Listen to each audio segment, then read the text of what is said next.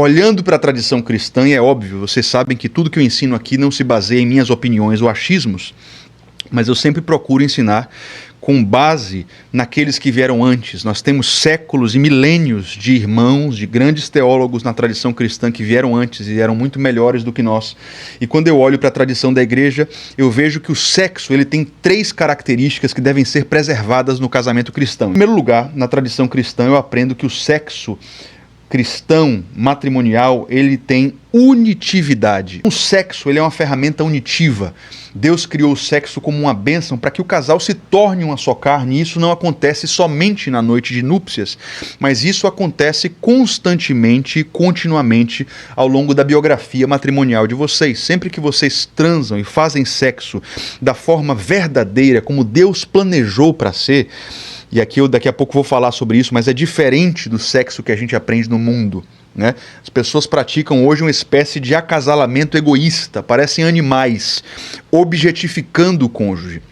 Mas o sexo cristão, genuíno, verdadeiro, que parte de um amor generoso, ele é unitivo. E aqui já vai uma grande dica para você que está tentando restaurar seu casamento. Algumas pessoas perguntam assim: Rafa, meu casamento está em crise, nós não estamos muito bem, posso transar? E eu diria, deve. O sexo é bem-vindo, porque ele é unitivo. E nesse momento, se vocês estão distantes, você precisa de elementos de conexão para vocês se reaproximarem. E o sexo é essa ferramenta fantástica, preciosa e belíssima que Deus criou para nós usufruirmos em nosso casamento.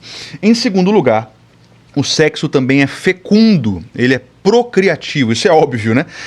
Durante milênios os seres humanos sempre souberam lidar com isso muito bem. Se um homem e uma mulher se amam e eles dão a intimidade erótica e sexual para o cônjuge, o resultado natural e esperado é que filhos sejam gerados, sim ou não, né? Depois do advento, né, recente dos métodos contraceptivos, isso se tornou uma questão bem mais egoísta, e aqui eu já vou falar algo polêmico, talvez você não concorde comigo, mas geralmente, olha só o que eu vou falar, geralmente, via de regra, vocês utilizam métodos contraceptivos de forma egoísta. Muita gente, não estou dizendo que são todos os casos, existem exceções, mas existem casos em que vocês não deveriam tolir, podar a fecundidade entre vocês.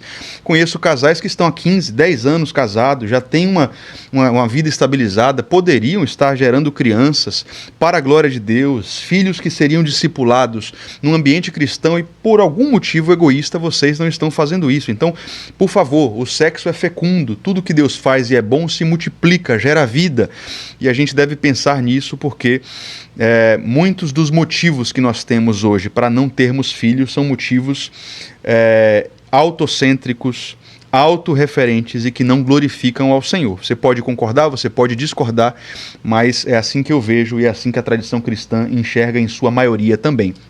E por último, e aqui vem um grande detalhe, né? Unitividade, procriatividade ou fecundidade, e por último, alegria. Isso aqui é muito interessante, é muito lindo do que Deus fez para o sexo. A alegria. Deus criou o sexo no casamento para ser alegre.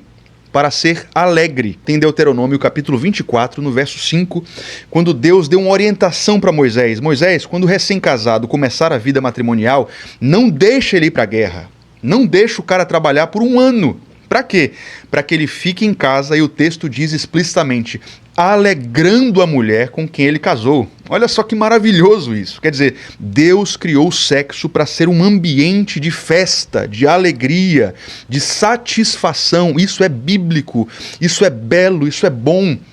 Deus quer que os 2 cônjuges estejam felizes, alegres, contentes com a vida sexual, né? E isso é muito interessante, porque muitos de vocês não estão. A grande verdade, vamos ser sinceros aqui, é que muitos de vocês têm uma vida sexual fracassada no casamento. Vocês não estão felizes, né? Eu queria bater muito hoje aqui na tecla do adultério, rapaz, porque olha só o que a palavra de Deus diz. Eu quero mostrar para você um texto muito forte da tradição cristã.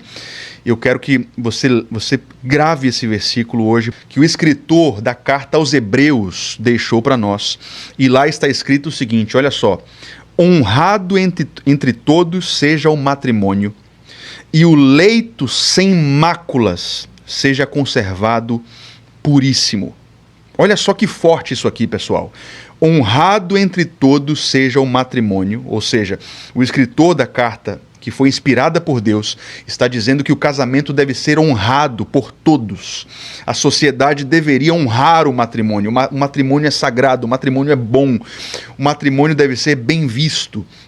E o texto continua dizendo: a cama do casal, o leito conjugal, deve ser conservado puro, deve ser conservado sem manchas. Então, aqui existe uma orientação bíblica muito séria. A cama de vocês dois, a cama onde vocês fazem sexo, a cama do casal é algo muito sério, é algo muito puro.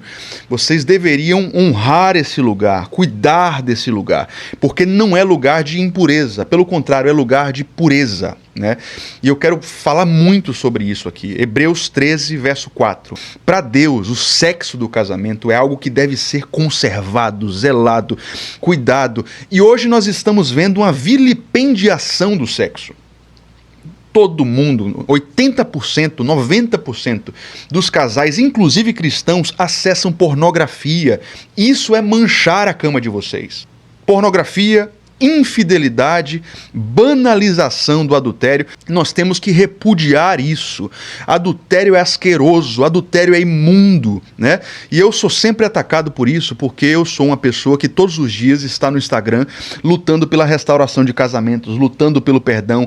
Mas pelo amor de Deus, gente, não me entendam de forma equivocada. Eu não passo pano pro adúltero. Pelo contrário, eu sempre prego e afirmo que no inferno deve existir um espaço reservado para traidores e adúlteros. O Filho de Deus foi vendido por um traidor. Deus leva muito a sério a traição. E o texto de Hebreus 13, verso 4, continua dizendo: porque Deus pessoalmente julgará os impuros e os adúlteros. Então, o texto de hoje é um alerta terrível contra a imoralidade sexual. Se você é um cônjuge egoísta, soberbo, cheio de luxúria, cheio de lascívia, você consome pornografia, você adultera, você é infiel, você será julgado pessoalmente pelo autor do matrimônio. Deus odeia o que você faz. O que você faz é abominável, é asqueroso, é demoníaco, é infernal. É infernal. Agora, é óbvio que isso não muda o fato de que a nossa família continua sendo preciosa para Deus, né?